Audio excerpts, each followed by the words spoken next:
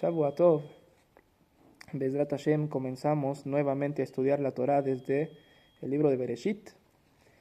Y todo el que me conoce, todo el que ha escuchado mis shiurim sabe que a mí me encanta entender la Torá en su sentido literal. ¿Sí? Quiere decir que no me meto tanto en Midrashim, sino que me gusta más entender los psukim, entender lo que la Torá dice, lo que está escrito. ¿Sí? Eso me gusta cuando estudio Tanaj.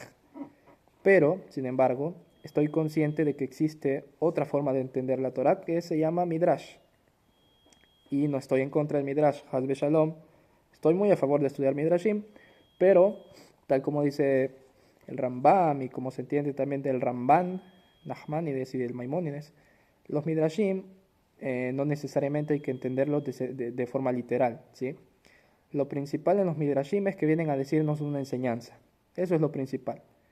Después, el Midrash puede mostrarse, puede presentarse de forma medio caricaturesca, medio fantasiosa, pero no es eso lo principal, eso es solo la vestimenta del Midrash, y lo importante es el mensaje que está dentro de esas palabras del Midrash, ¿sí? Entonces, siguiendo este principio de que los Midrashim no necesariamente deben ser entendidos de forma literal, sino que hay que buscar qué hay detrás de esto. Siguiendo ese principio, quiero ver con ustedes hoy un Midrash, ¿sí? En el libro de Bereshit, en la Perashá de Bereshit. Midrash famosísimo, dice así sobre el Pasuk, en el capítulo 1, Pasuk 16. Vayas Elohim et shenea meorot hagedolim. Dice, e hizo Dios las dos grandes luminarias, et hamaor gadol lemem sheletayom, la luminaria grande para gobernar el día, vet hamaor katon lemem sheletayla, y la luminaria pequeña para gobernar la noche, vet kohavim, y en las estrellas. Dice Rashi trae el Midrash, dice, no entiendo. El Pasuk aparentemente se contradice a sí mismo. Al principio el Pasuk dice, e hizo Dios las dos grandes luminarias, o sea que las dos son grandes. Pero después dice, la luminaria grande y la luminaria chica. No entendí. Si las dos son grandes, no hay una chica, las dos son grandes. Entonces dice Rashi, citando al Midrash, que en realidad tiene su fuente en la Gemara Masejet Julin, Daf Samech Amud Bet, dice Rashi, Hameorot Agdolim Shavim Nivreu. ¿Por qué dice el pasuk al principio y hizo Dios las dos grandes luminarias? Porque al principio fueron creadas de igual tamaño. Las dos luminarias, el sol y la luna, eran del mismo tamaño. Pero ¿qué pasó? Venitma'ata alevana al shekitrega ve'amra yefshar lishne melachim sheishtamshu bejeter echad. Pero la luna fue achicada al ser que se quejó delante de Dios y le dijo, no es posible que hayan dos reyes con una misma corona. Quiere decir que no es posible que hayan dos líderes, dos reyes. Tiene que haber a fuerzas un solo líder, un solo rey.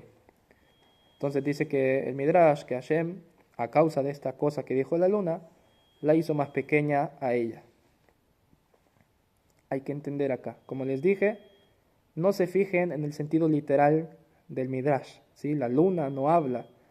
Sí, no hace falta explicarlo, ¿cierto? Y si alguien piensa, y si alguien escuchó alguna vez hablar a la luna, creo que tiene que revisarse, ¿sí? Pero no hay que entender el Midrash de forma literal, hay que buscar qué es lo que Jajamim quieren enseñarnos con esta alegoría, ¿sí? Y eso es Bezrat Hashem lo que vamos a tratar de hacer. Entonces vi una explicación en nombre de un libro que se llama Ruach Havot, y él dice lo siguiente. Pongámonos a analizar el argumento de la luna. ¿Tiene razón o no tiene razón? Quiere decir, la luna dice, no es posible que hayan dos líderes, tiene que haber un solo líder. ¿La luna tiene razón? Sí, tiene razón. No puede ser que dos personas tengan el control, tiene que haber un solo líder, ¿cierto? Un solo rey, no pueden haber dos reyes, tiene que ser un solo rey. Pero ¿qué pasa? ¿Qué hizo de mal? ¿Qué hizo de malo la luna? La luna se llamó a sí misma rey, a ella y al sol. Dice, no es posible que dos reyes estén con una sola corona. Y la pregunta acá es, ¿quién le dijo a la luna que ella es reina y que el sol es rey? Ellos no son reyes, ellos son sirvientes del rey. ¿Quién es el rey único? Akadosh Baruj Hu. Entonces, ese es el error de la luna. el creerse a sí misma y al sol, el verse a sí misma como una reina. Ese es el error de la luna, y por eso Hashem viene y le demuestra quién es el rey en realidad, que es Akadosh Baruj Hu. Todo, esa es la metáfora. ¿Qué es el mensaje detrás de esto? Que hay mucha gente que le pasa lo que le pasó a la luna acá en nuestra alegoría. Hay mucha gente que reciben ciertos cargos, que, qué sé yo, son rabinos de una keilah, o son presidentes de una nación, tienen algún cargo importante. ¿Y qué pasa? Muchas veces a la gente que llega a estos cargos importantes se les olvida que no son reyes, que no son los que tienen el control de hacer lo que se les pegue la gana, sino que ellos son sirvientes. Lo que vienen a hacer es un servicio. El rabino está para las necesidades de la gente, para las necesidades de la comunidad.